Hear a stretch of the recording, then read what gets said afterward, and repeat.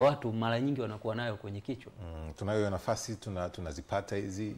Sasa nafasi ya kuwa na hizi takwimu na taarifa ipo. Sasa inategemea tu Mtanzania anatakiwa tu kupewa taarifa sahihi kwamba akazipate wapi. Kwa mfano kwa taarifa za fedha, jinsi ya matumizi, sasa hivi labda mfumuko wa bei uko vipi, projection zinaendaje. Kwenye tovuti ya benki ya nani BOT wanatoa, ipo, ukienda pale taarifa zote unazikuta. Wizara ya Fedha pia na yenyewe inatoa taarifa kama hizo. Kwa hiyo ni jukumu la Mtanzania wa kawaida ambaye anahitaji kutumia taarifa kama hizo akaenda akazitafuta na akazipata.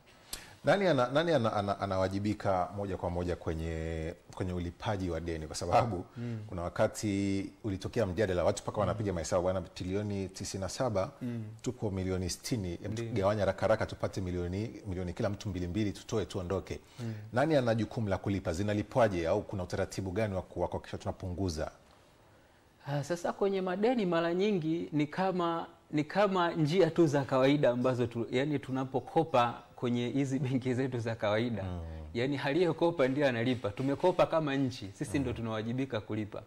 Kwa hiyo kwenye kodi zetu na makusanyo yetu ya ndani ndio yanawajibika kulipa kile ambacho sisi tumekikopa pamoja na riba zake. Na utaratibu upoje au ni makubaliano ya aliyekukopesha? Sasa ni makubaliano ya mkataba ambao uko uliko kwenda kukopa na riba yake. Sasa akikwambia labda nimekupa hizi pesa ukawekeze kwenye mradi wako, utaanza kuanzia labda phase ya kwanza, utaufanya baada ya miaka 10 ndio anze kupeleka rejesho, basi utaratibu utakuwa ni huo. Na mwananchi impact yake inakuja kuonekana wapi? Kwa sababu wasiwasi